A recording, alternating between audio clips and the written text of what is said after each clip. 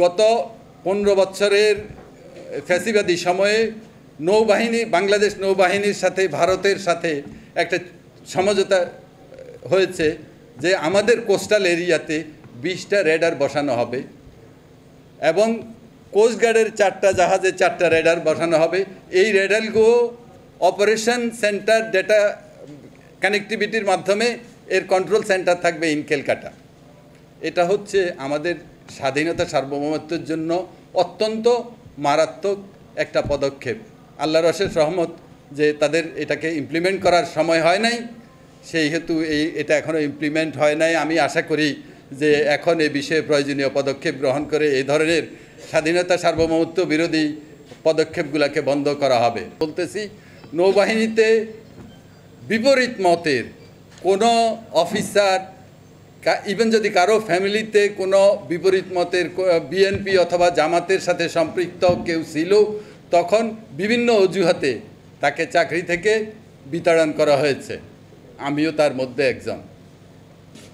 যেমন একজন অফিসার MISTতে অধ্যয়নরত ছিল, হঠাৎ করে একদিন নৌবাহিনীরই অন্য 2জন অফিসার ওখানে গেল, তার ডিপার্টমেন্টাল হেডের কাছে গিয়ে তাকে অফিস রুমে ডেকে আনলো।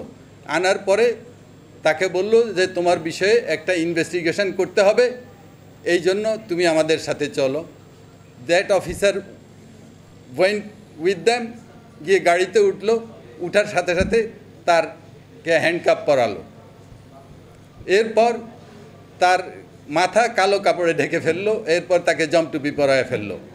নাও দুনিয়ার কোনো আইনে একজন মানুষের প্রতি এ ধরনের আচরণ করা যায় না, অথচ এই আচরণগুলো আমাদের নৌবাহিনীতে হচ্ছে। আমি আসলে 32 ইয়ার্স নেভিতে চাকরি করার পরে আজকে এখানে বসে, এখানে দাঁড়িয়ে আমি নৌবাহিনীর বিপক্ষে কথা বলতে হচ্ছে, এই জন্য আমার কাছে সত্যিই খারাপ লাগছে। কারণ একটা অর্গানাইজেশনে 32 ইয়ার্স থাকার পরে তার অনিয়ম নিয়ে কথা বলতে হবে, এটা আমি কখনো আশা করি নাই। সো এই অফিসারকে তারপরে 2 দিন, তার ভাষ্য মতে 2 দিন তাকে ঢাকাতে কোনো এক জায়গায় একটা চেয়ারের মধ্যে শিকল বাঁধা অবস্থায় রেখেছে এবং তার উপরে বিভিন্ন ধরনের নির্যাতন করেছে। তারপরে এক সময় তাকে চিটাগং নিয়ে যায় এবং 183 ডেজ তাকে বন্দি অবস্থায় রাখে। এত কিছুর পরে একদিন হঠাৎ করে তাকে একটা চিঠি দেওয়া হয় যে you are dismissed, so he left the navy. এইভাবে একজন অফিসার নামাজ পড়তে গিয়ে রুমের মধ্যে, তখন তৎকালীন প্রধানমন্ত্রীর ফটোগ্রাফ ছিল, সো নামাজের সময় উনি ওটাকে নামিয়ে রেখে নামাজ পড়লেন, একটু পরে আবার উঠায় রাখলেন। এইটা কেউ একজন হয়তো দেখেছে, দেখে এটা রিপোর্ট করেছে এবং এই কারণে অফিসারকে তার কয়েকদিন পরে জঙ্গি হিসাবে ট্যাগ করে তাকে চাকরি থেকে বহিষ্কার করা হয়েছে।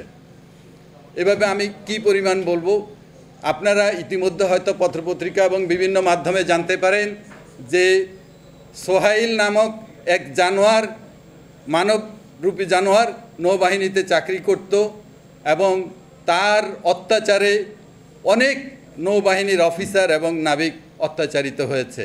সে নর্মাল নিয়ম হচ্ছে নৌবাহিনীর কোনো জাহাজ যখন বিদেশে যায় তাকে বিভিন্ন ওই পোর্টে থাকা অবস্থায় প্রভিশন ক্রয় এবং অন্যান্য জিনিসের জন্য ডলার প্রদান করা হয় সরকারি কোষাগার থেকে।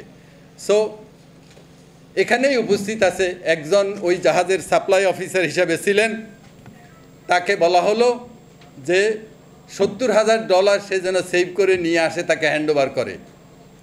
অফিসার স্বাভাবিক কারণে এতে রাজি হন নাই। আসার পরেই অফিসারের বিরুদ্ধে অন্যায় অভিযোগে 2-3টা তদন্ত করা হলো এবং একসময় তাকে কোর্ট মার্শালের মাধ্যমে তাকে চাকরি থেকে ডিসমিস করা হলো। এভাবে বলতে গেলে অনেক কিছু বলতে হবে। আমি আপাতত এই প্রসঙ্গটা বাদ দিয়ে একটা বিশেষ প্রসঙ্গে সবার দৃষ্টি আকর্ষণ করতে চাচ্ছি।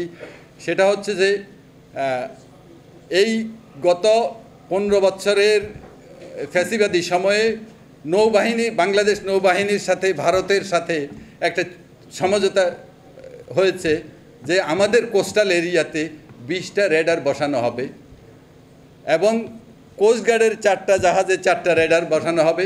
এই রেডারগুলো অপারেশন সেন্টার ডেটা কানেক্টিভিটির মাধ্যমে এর কন্ট্রোল সেন্টার থাকবে ইন ক্যালকাটা।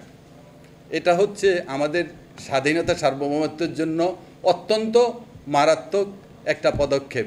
আল্লাহর অশেষ রহমত যে তাদের এটাকে ইমপ্লিমেন্ট করার সময় হয় নাই, সেই হেতু এটা এখনও ইমপ্লিমেন্ট হয় নাই। আমি আশা করি যে এখন এ বিষয়ে প্রয়োজনীয় পদক্ষেপ গ্রহণ করে এই ধরনের স্বাধীনতা সার্বভৌমত্ব বিরোধী পদক্ষেপগুলোকে বন্ধ করা হবে।